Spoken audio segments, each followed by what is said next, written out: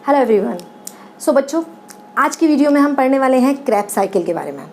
Class 11th respiration chapter number 14।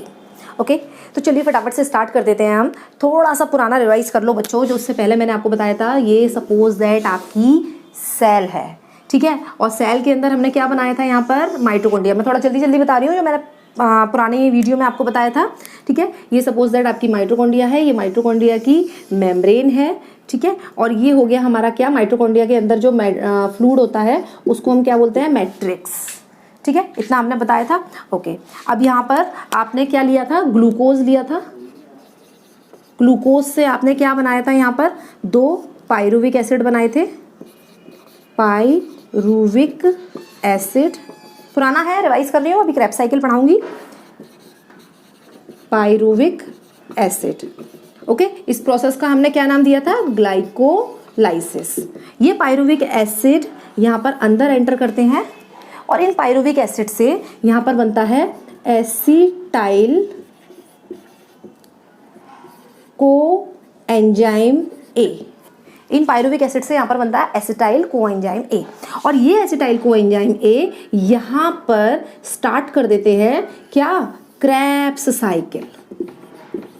Krebs cycle, ठीक है। और यहाँ पर बन जाएंगे क्रेब्स साइकिल, और क्रेब्स साइकिल के कंप्लीट होने के बाद यहाँ पर बनेंगे FADH2 and NADPH plus H positive.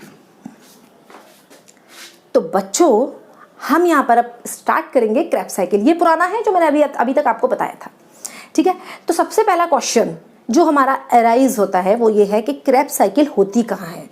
तो बच्चों, क्रेब्स साइकिल कहाँ होती है, ये आपको दिख रहा है, ये क्या है, माइटोकॉन्ड्रिया। तो क्रेब्स साइकिल कहाँ होती है, माइटोकॉन्ड्रिया के मैट्रिक्स में। यही तो हो रही है ना क्रेब्स साइकिल। तो क्रेब्स साइकिल कहाँ होती है, माइटोकॉन्ड्रिया के मैट्रिक्स में। पहली चीज, तो क्रेब्स साइकिल कहाँ होती है, मैट्रिक्स ऑफ माइटोकॉन्ड्रिया, राइट। दूसरी चीज, इसको डिस्कवर किया था हेंस क्रैब ने। इसको डिस्कवर किसने किया था, हेंस क्रैब। जो साइंटिस्ट थे हेंस क्रैब, उन्होंने इसे डिस्कवर किया था। तीसरी और बहुत इंपॉर्टेंट चीज, जो कि कॉम्पिटिटिव एग्जाम के पर्पज से बहुत बहुत बहुत इंपॉर्टेंट है, वो ये है कि ये केवल और केवल एरोबिक कंडीशन में ही हो सकती है। ये क्रेब्स साइकिल केवल और केवल एरोबिक कंडीशन, यानी कि ऑक्सीजन जहां होगी, ये क्रेब्स साइकिल केवल और केवल वहीं हो सकती है। अच्छा, एक चीज और, इस पूरी क्रेब्स साइकिल में कहीं भी ऑक्सीजन नहीं दिखेगी आपको। पूरी क्रेब्स साइकिल में कहीं आपको ऑक्सीजन नहीं दिखेगी, बट स्टिल मैं यही क्वेश्चन कह रही हूँ कि ये क्रेब्स साइकिल एरोबिक कंडीशन में, यानी कि जहाँ ऑक्सीजन होगी वहीं हो सकती है। ऐसा क्यों, इस क्वेश्चन का आंसर आपको खुद सोचना है, ठीक है। कमेंट बॉक्स में हमसे पूछना और हम आपको बताएंगे। फिलहाल आप इस पूरी प्रोसेस को समझो, ठीक है, कि ये क्रेब्स साइकिल है क्या। ओके, तो चलिए स्टार्ट करते हैं हम Krebs cycle. Take the screenshot.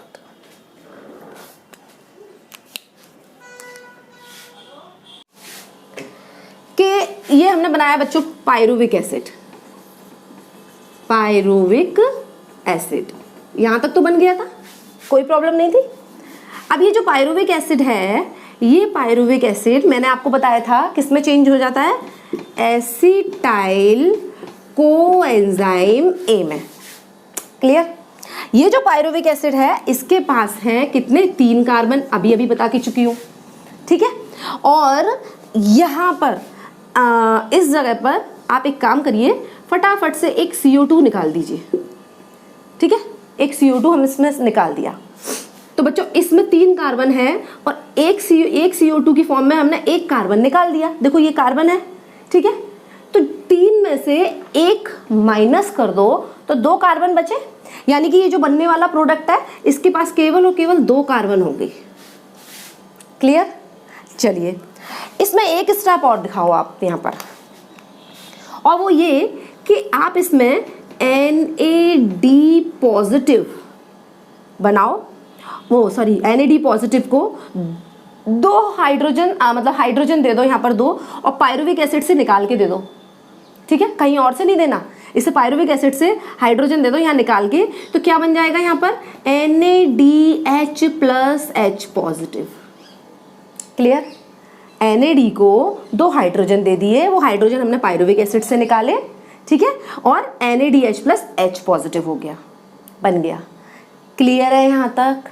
एक चीज़ जो हमेशा याद रखना, मैंने पिछली वीडियो में भी बताई थी कि कोई रेस्पिरेशन की कोई भी स्टेप हो और नीट के एग्जाम में आपसे कभी भी क्वेश्चन पूछा जाए कि इसमें ऑक्सीडेशन हो रहा है या रिडक्शन हो रहा है, याद रखना ऑक्सीडेशन ही टिक करना है, क्योंकि रेस्पिरेशन पूरी ऑक्सीडेटिव प्रोसेस है।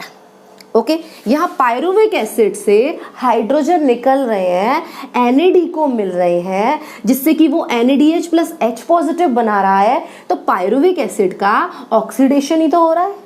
आपने पढ़ा है ना कि हाइड्रोजन का निकलना ऑक्सीडेशन होता है, राइट? हाइड्रोजन का निकलना ऑक्सीडेशन होता है, तो पायरुविक एसिड का ऑक्सीडेशन ही तो हो रहा है, उसमें से हाइड्रोजन निकल रहे हैं और NAD को मिल रहे हैं और NADH प्लस H पॉजिटिव बन रहा है। तो आगे और होगा, देखना आगे हर स्टेप में NADH प्लस H पॉजिटिव ज़्यादातर बनेंगे। चलो ये तो मैंने आपको बता दिया कि कभी कोई क्वेश्चन आए तो इज ऑक्सीडेटिव प्रोसेस, ठीक है। तो ये बन गया हमारा एसिटाइल कोएंजाइम ए। अब यहाँ पर एक कोएंजाइम ए भी यूज हो रहा है, तो यहाँ पर आप कोएंजाइम ए ऐड कर दो, तभी तो इसके पास आएगा भाई। इससे ये बन रहा है तो कोएंजाइम ए तो देना पड़ेगा, तभी तो यहाँ पर कोएंजाइम आएगा। ओके, अच्छा इसमें देखिए जितने भी मैंने ग्लाइकोलाइसिस, क्रेब्स साइकिल वगैरह वगैरह जितनी भी स्टेप पढ़ाई हैं, ठीक है, इसमें बहुत सारे एंजाइम्स यूज होते हैं, बट आपको यहाँ पर केवल और केवल वही एंजाइम्स याद करने हैं जो आपकी NCERT में दे रखे हैं, ठीक है। तो NCERT में यहाँ पर एक एंजाइम दे रखा है बस, यहाँ पर पायरुवेट डिहाइड्रोजिनेज। कौन सा एंजाइम है ये?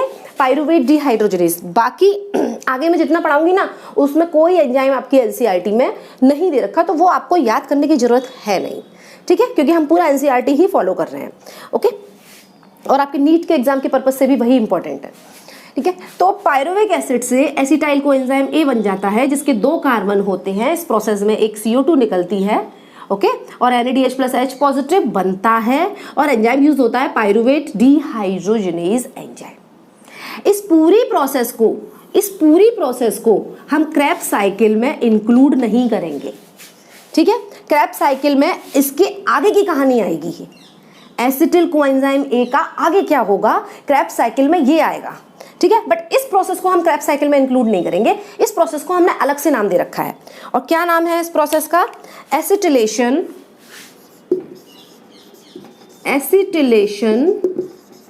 Of pyruvic acid. Acetylation of pyruvic acid कि पायरुविक एसिड का एसिटाइल कोएंजाइम ए में कन्वर्जन हो गया ना, तो एसिटिलेशन ऑफ पायरुविक एसिड इस पूरी रिएक्शन का नाम है, ठीक है। इसको हम क्रेब्स साइकिल में इंक्लूड नहीं करेंगे, क्रेब्स साइकिल में इसके आगे की कहानी आएगी। तो समझ लो अब फटाफट से इसे स्क्रीनशॉट लो उसका, और उसके बाद हम इसमें आगे पढ़ाते हैं क्रेब्स साइकिल के बारे में। Okay, take the screenshot.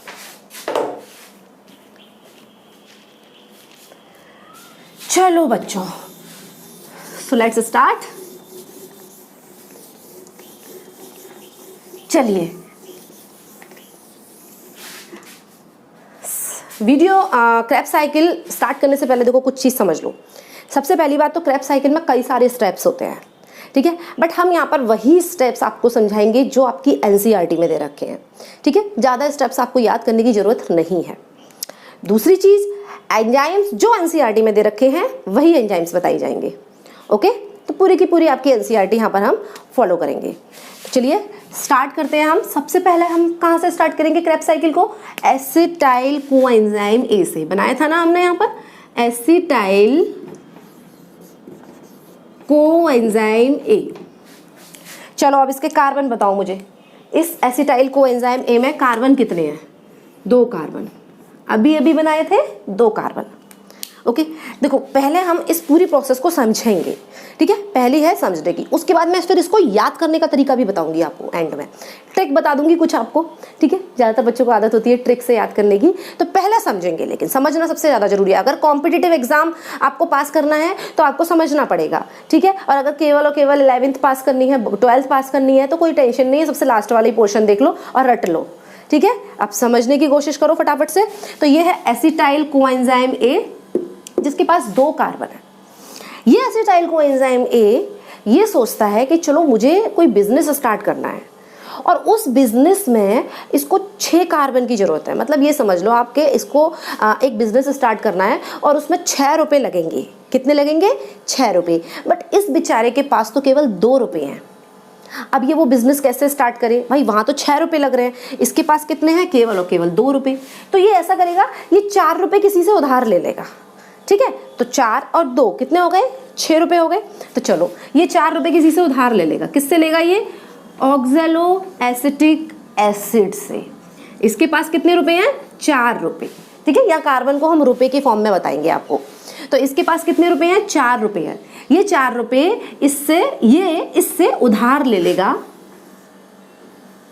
और ये दोनों मिलकर 4 ये 2 ये दोनों मिलके कितने कार्बन वाला कंपाउंड बना लेंगे? यहाँ पर 6 कार्बन वाला कंपाउंड बना लेंगे, ठीक है। अब उसका नाम क्या होगा? उसका नाम होगा यहाँ पर सिट्रिक एसिड। कितने कार्बन है सिट्रिक एसिड में? 6 कार्बन है, राइट। यहाँ तक समझ में आ गया? नाम सब याद करा दूंगी आपको, एंड में मैं आपको ट्रिक बताने वाली हूँ, बट अभी केवल और केवल समझाऊंगी। मेरा पूरा ध्यान अपनी हर वीडियो में इसी बात पर रहेगा कि आपके कॉन्सेप्ट्स क्लियर हो, आप अच्छी तरह से एक एक स्टेप को अच्छे से समझो, ठीक है। रटाने का काम बाद में करेंगे। तो इसको हम बोलते हैं सिट्रिक एसिड। अब देखो मेरा जब मैंने क्रैब साइकिल के कुछ स्टेप अभी आपको लिखे थे, उसमें मैंने आपको बोला था कि क्रैब साइकिल को सिट्रिक एसिड साइकिल भी कहते हैं, ठीक है। वो क्यों कहते हैं? अब देखो उसका आंसर मिल गया आपको कि क्रैब साइकिल जब स्टार्ट होती है ना तो उसमें पहला first stable product citric acid बनता है। That's why it is called citric acid cycle. 2 number का क्वेश्चन पूछा जाएगा, याद कर लो अच्छी तरह से कि क्रैब साइकिल में फर्स्ट जो स्टेबल प्रोडक्ट होता है वो सिट्रिक एसिड होता है। That's why it is called citric acid cycle. पहली चीज। दूसरी चीज, इसको ट्राई कार्बोक्सिलिक एसिड साइकिल भी बोलते हैं। क्या बोलते हैं इसको?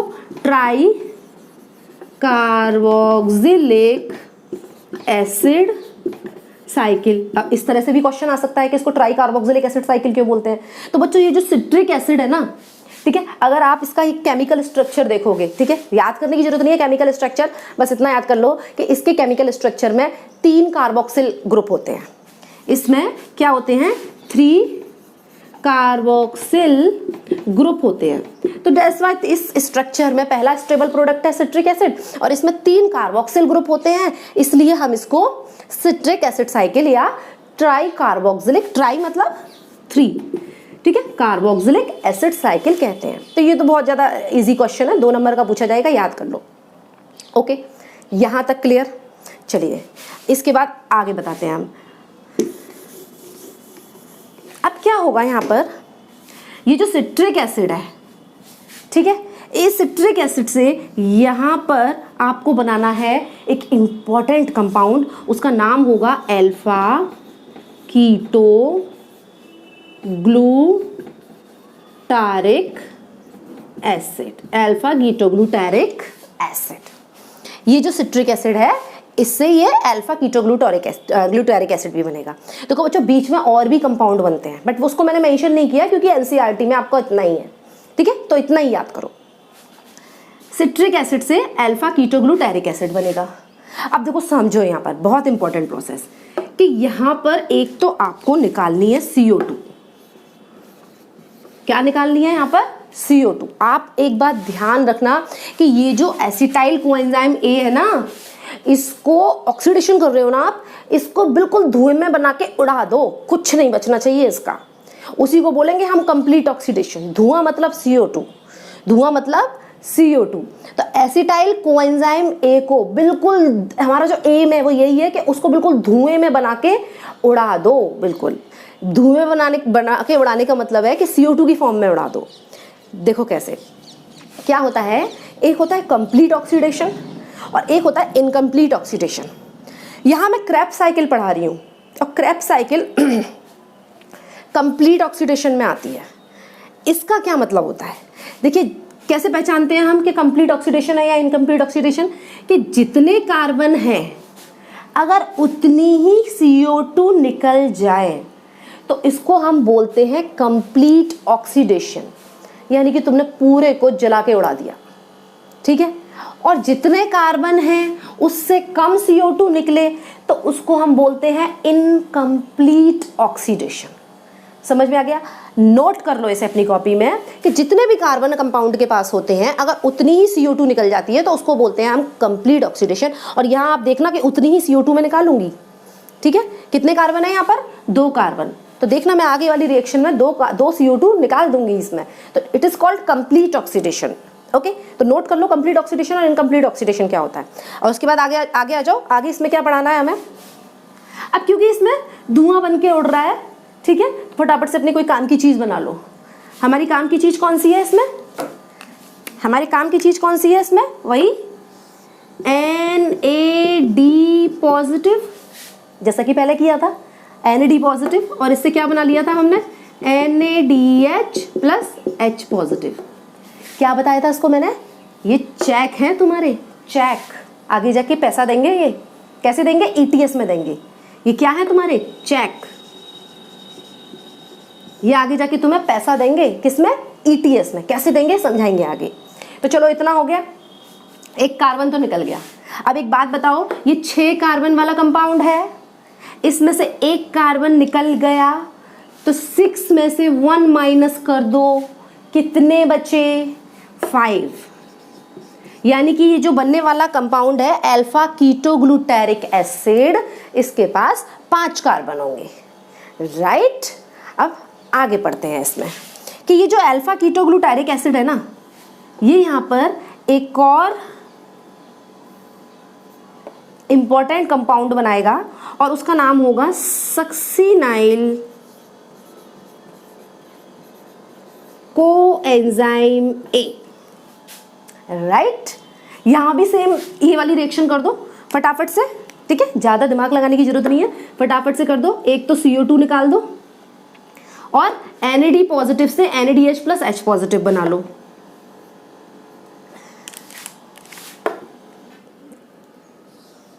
NAD पॉजिटिव से NADH प्लस H पॉजिटिव हमने बना लिया, दिखाई दे रहा है? हाँ राइट, दिखाई दे रहा है। तो NAD पॉजिटिव से हमने NADH प्लस H पॉजिटिव यहाँ भी बना लिया। ओके, सेम जैसे यहाँ बनाया ना हमने, ऐसे यहाँ बना लिया, ठीक है। इसको भी मैं वही करूँगी। ये आपका चेक है, 2 चेक बन गए आपके, ठीक है। ओके, एक चेक में 3 ATP हैं, याद रखना, ठीक है। तो यहाँ पर 2 चेक बन चुके हैं आपके। चलो वो तो काउंटिंग बाद में करेंगे हम। अब हाँ, तो बच्चों यहाँ पर 2 कार्बन थे और दोनों कार्बन CO2 की फॉर्म में निकल गए, राइट। दोनों कार्बन CO2 की फॉर्म में निकल गए तो हमारा कंप्लीट ऑक्सीडेशन तो हो गया ना। मैंने कंप्लीट ऑक्सीडेशन क्या बताया था कि जितने कार्बन होते हैं उतने अगर CO2 निकल जाए तो उसको कंप्लीट ऑक्सीडेशन कहते हैं। तो हमारा तो यहाँ पर पूरा एसिटाइल कोएंजाइम में धुएं की फॉर्म में उड़ गया, पूरे कार्बन निकल गए, दोनों कार्बन। तो हमारी तो रिएक्शन खत्म हो जानी चाहिए। यहाँ पे खत्म करो इसको, अब आगे इसको करने की जरूरत ही नहीं है। खत्म करें? बोलो नहीं, याद करो, अच्छे बच्चे बनो।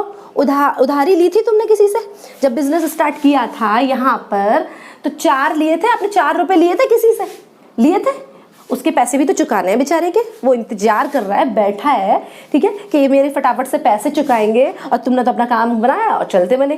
तो ये काम नहीं करना है, ठीक है। अभी जिससे उधारी ली है उसकी उधारी चुकाओ, उसके 4 कार्बन वापस करो, ठीक है। तो आगे की किसी रिएक्शन में CO2 मत निकालना, ठीक है, क्योंकि अभी उसके 4 कार्बन वापस करने हैं हमें, ठीक है। तो चलो कैसे करेंगे, चलो पहले ये बताओ सक्सिनाइल कोएंजाइम में कितने कार्बन बचे। भाई यहाँ पर अल्फा कीटोग्लूटारिक एसिड में 5 कार्बन है, आपने एक CO2 की फॉर्म में निकाल दिया तो 5 - 1 कर दो, तो इसमें कितने बचे? 4 कार्बन, राइट। चलो अब इसके बाद हम यहाँ पर बनाएंगे सक्सिनिक एसिड, थोड़ा छोटा बना लेते हैं। तो इसके बाद हम बनाएंगे यहाँ पर सक्सिनिक एसिड, राइट। अब ये सक्सिनिक एसिड जो बनता है ना, यहाँ भी कुछ बना लो, उसको पैसे तो वापस करने जाना ही है, तो कुछ अपना भी फायदा कर लो, ठीक है। पैसे तो देने ही है उसको वापस, ठीक है, पैसे में कोई कमी नहीं करेंगे, ठीक है, लेकिन थोड़ा सा अपना भी रास्ते चलते हुए फ़ायदा कर लो। तो यहाँ पर तुम क्या करोगे बच्चों, यहाँ पर क्या करोगे, ADP और इनऑर्गेनिक फॉस्फेट से मिलकर अपनी बढ़िया सी ATP बना लो, राइट। अच्छा देखो, कुछ बुक्स में यहाँ पर GTP की फॉर्म में ATP बनना लिखा हुआ है। क्या होता है कि GTP लिखा होता है, GDP plus inorganic phosphate GTP, ठीक है, वो भी आगे जाके ATP ही बनाती है, ठीक है। तो आप ऐसे लिख दो या ऐसे लिख दो, बात एक ही है। NCERT में डायरेक्ट दे रखा है ऐसे, तो मैंने ऐसे बना दिया, ठीक है। तो यहाँ पर क्या बन गया हमारा ATP। चलो लगे हाथ, हमने अपना फ़ायदा कर लिया।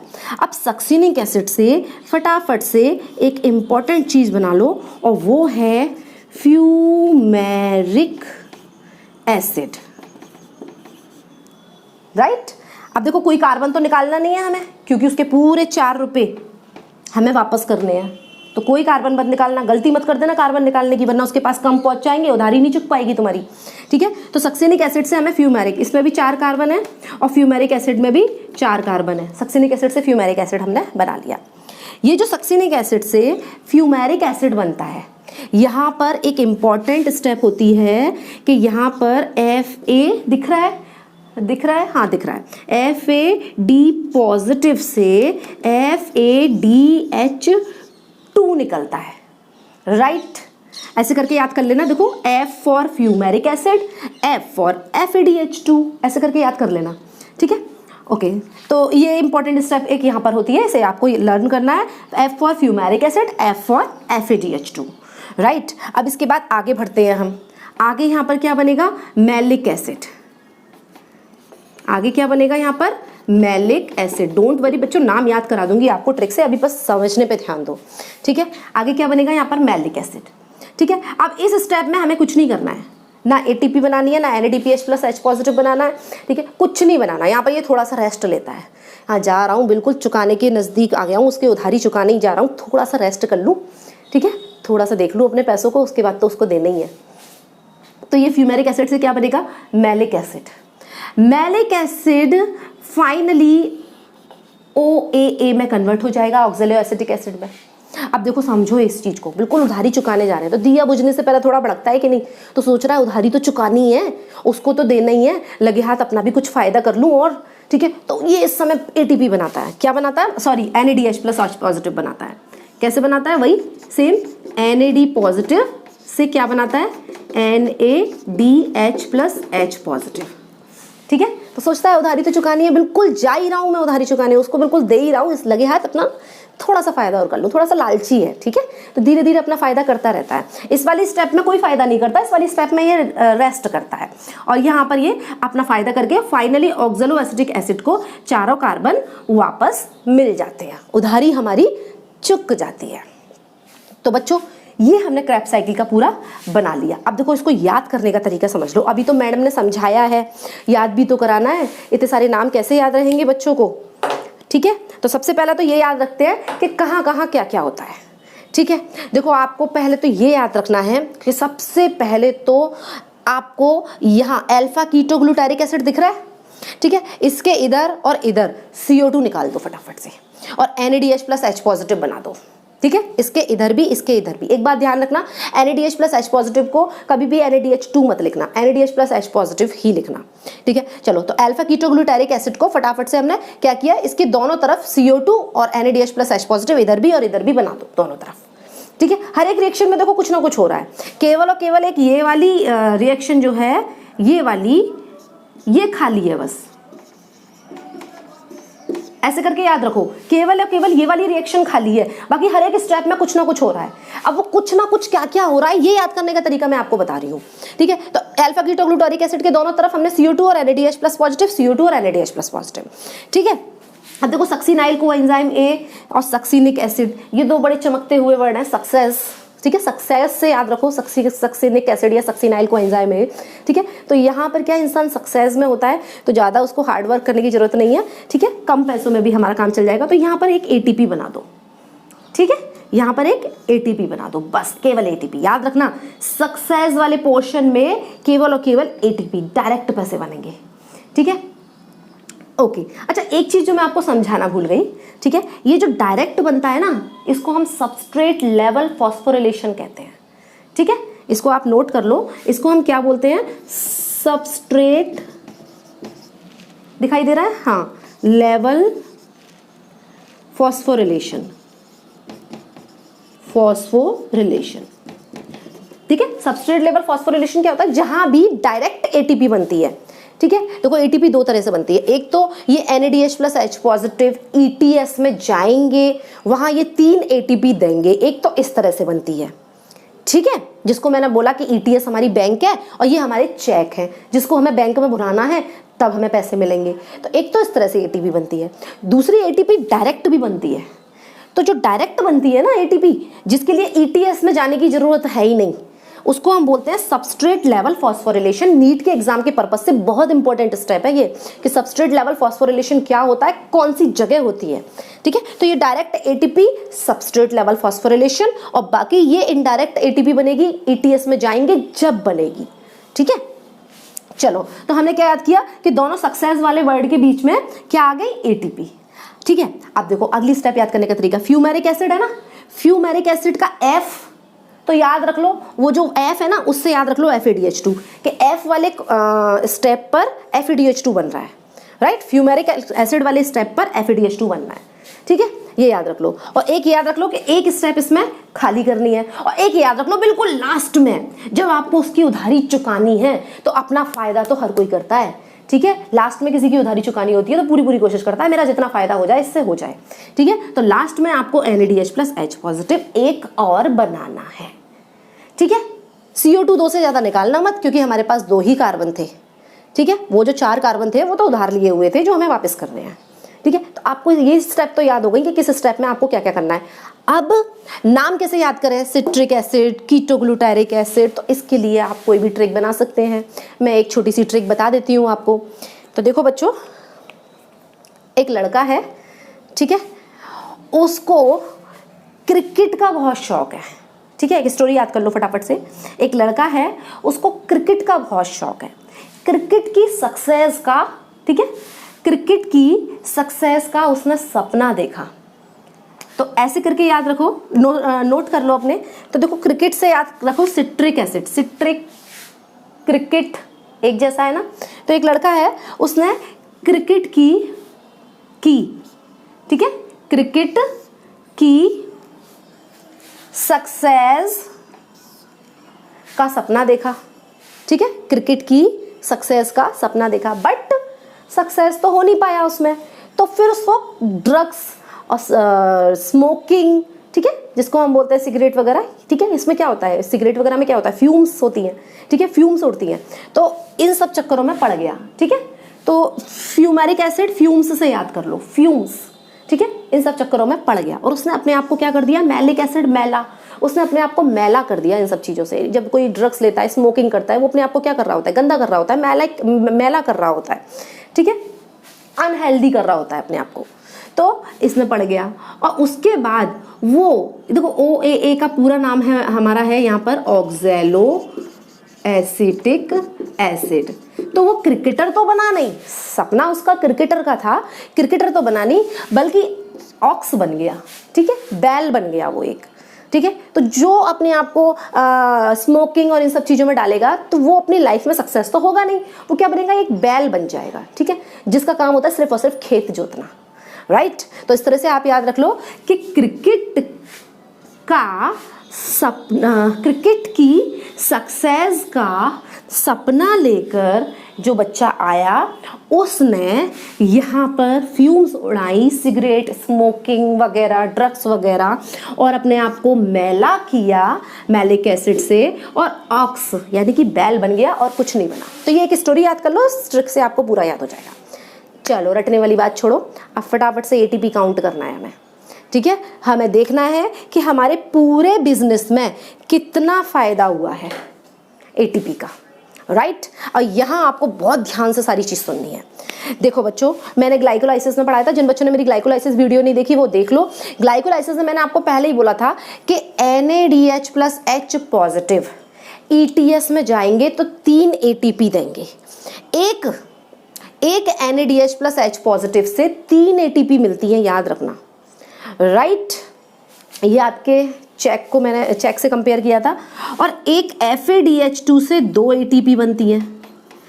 याद रखना यहाँ नहीं बनेंगी, ETS में जाके बनेंगी। ओके, यहाँ तो मैं लिख दे रही हूँ वैसे ही। तो NADH प्लस H पॉजिटिव से कितनी ATP बनेंगी? 3 ATP, एक NADH प्लस H पॉजिटिव से। तो 3 ATP तो ये बन गई, NADH plus H positive 3 ATP ये बन गई इससे, राइट। एक ATP ये बन नहीं हुई है, डायरेक्ट यही बन जाएगी। और FADH2 से कितनी ATP बताई है मैंने? 2 ATP इससे बन गई। ओके, NADH से कितनी बताई हमने? 3 ATP इससे बन गई। ये सब वहां बनेंगी, ETS में जाके बनेंगी, ठीक है। तो देखो कितनी ATP हो गई, जरा काउंट करो फटाफट से। देखो 3 और 3 कितने हुए? 6। एक ATP ये रही, कितने हुए? 6 और 1 7। 2 ATP ये हो गई, कितने हो गए? 9 ATP का फायदा हो गया। अभी 3 इसे और जोड़ो, ठीक है। 3 ATP ये, तो कितने हो गए? 12 ATP। तो टोटल आपकी 1 Krebs cycle gives 12 ATP, right. यहां तक किसी को कोई प्रॉब्लम है? देखो याद करने का तरीका, एक NADH प्लस H पॉजिटिव से 3 ATP, एक FADH2 से 2 ATP। तो 3 ATP 3, ठीक है। 3 कितने हो गए? 6। एक ये डायरेक्ट बन रही है 7, ठीक है। 8 9 और 10 11 12, राइट। तो ये हो गए आपके 12 ATP, यानी कि एक क्रैब साइकिल से आपको 12 ATP का फायदा हो रहा है। अब बच्चों, मैंने जब आपको वीडियो स्टार्ट की थी, और स्टार्टिंग की फर्स्ट वीडियो में भी मैंने आपको ये चीज़ बताई थी कि जो ग्लूकोज से पायरुविक एसिड बनना था, देखो ध्यान से सुनो इस बात को, ग्लूकोज से पायरुविक एसिड बन रहा था, ठीक है। ग्लूकोज से पायरुविक एसिड कितने बन रहे थे? दो पायरुविक एसिड बन रहे थे। ये जो मैंने जो कुछ भी किया है, ये एक पायरुविक एसिड का ही तो किया है। पायरुविक एसिड 2 बन रहे थे, जिसमें से मैंने ये एक पायरुविक एसिड का किया है, बाकी दूसरे वाले पायरुविक एसिड का भी यही सब कुछ होना है, यही सब कुछ होना है ना। तो क्रैब साइकिल कितनी चल रही है एक ग्लूकोज से? 2। बात समझ में नहीं आ रही मेरी? नहीं आ रही? फर्स्ट वीडियो उठाकर देखो, ठीक है। फर्स्ट वीडियो उठाकर देखो, मैंने उसमें आपको बताया था कि 1 ग्लूकोज, एक ग्लूकोज से 2 पायरुविक एसिड बन रहे थे। यहां पर हमारे 2 पायरुविक एसिड। तो यहां पर ये मैंने जो कुछ भी किया है, ये मैंने एक पायरुविक एसिड के साथ किया है। यहां मैंने ये जो कुछ भी किया है, ये मैंने एक पायरुविक एसिड के साथ किया है, जिससे कि आपको 12 ATP मिल रहे हैं। ये जो दूसरा पायरुविक एसिड है, क्या इसको अलग से करके दिखाऊं? इसका भी तो वही सब कुछ होना है ना जो इसका हुआ है। तो यानी कि एक ग्लूकोज से, ठीक है भाई, 12 ATP तो एक क्रैब साइकिल से मिल रहे हैं। तो एक ग्लूकोज से क्रैब साइकिल तो 2 चल रही है ना, एक इसके साथ चलेगी, एक इसके साथ चलेगी, एक इस पायरुविक एसिड के आगे क्रैब साइकिल चलेगी, और एक इस पायरुविक एसिड के आगे क्रैब साइकिल चलेगी। मेरी बात समझ में आ रही है या नहीं आ रही? तो अगर 12 ATP इससे बन रहे हैं, तो 12 ATP इससे भी तो बनेंगे। तो याद रखो, बहुत इंपॉर्टेंट क्वेश्चन है कि नीट के एग्जाम में या एम्स के एग्जाम में कभी भी ये क्वेश्चन आ सकता है, ठीक है। और आ चुका है कई बार नीट के एग्जाम में। अगर आपसे ये क्वेश्चन पूछा जाए कि 1 क्रैब साइकिल, राइट, वेट, अगर आपसे ये पूछा जाए कि 1 Krebs cycle, right, okay, spelling थोड़ा मेरी मिस्टेक हो गई थी, अब मैंने लिख दिया, करेक्ट कर दिया। तो 1 क्रैब साइकिल से कितने ATP बने? अगर आपसे ये क्वेश्चन पूछा जाए तो आप 12 ATP टिक कर देना। बट अगर आपसे ये पूछा जाए कि 1 ग्लूकोज मॉलिक्यूल से क्रैब साइकिल में कितने ATP बने, तो आपका आंसर 24, 12 और 12 24 होना चाहिए। मेरी बात समझ में आई या नहीं आई? अगर आपसे ये पूछा जाए कि एक क्रैब साइकिल से कितने ATP बन रहे हैं, तो सिंपल है, 12 ATP आप दिखा दो इसमें। बट अगर आपसे ये पूछा जाए कि एक ग्लूकोज मॉलिक्यूल से जो क्रैब साइकिल होंगी उससे कितने ATP बनेंगे, तो बच्चों याद रखना, एक ग्लूकोज मॉलिक्यूल से 2 पायरुविक एसिड बन रहे हैं, तो 2 क्रैब साइकिल होंगी। तो यहाँ पर 12 और 12 टोटल 24 ATP का फायदा हमें होगा, राइट। यहाँ तक क्लियर है आपको? तो क्रैब साइकिल में इतना ही है। इसके बाद हम क्या करेंगे, इसके बाद हम ये NADH+H पॉजिटिव इसको और AFADH2 इनको घुसाएंगे ETS में, ठीक है। और वहाँ पर हम इन चेक को भुनाएंगे और इनसे जो मैंने बोला है जैसा कि आपसे कि ये 3 ATP देंगे, तो वो वहाँ जाके उनसे 3 ATP निकालेंगे, ठीक है। ये अगली स्टेप होगी जिसे मैं नेक्स्ट वीडियो में बताऊंगी। So that's all for the day, ठीक है। अगर आपको हमारी वीडियो अच्छी लगे लाइक कीजिए, शेयर कीजिए, कमेंट बॉक्स में कमेंट करके जरूर बताइए, आपके कमेंट हमें बहुत मोटिवेट करते हैं, ठीक है। और and thank you so much, take the screenshot.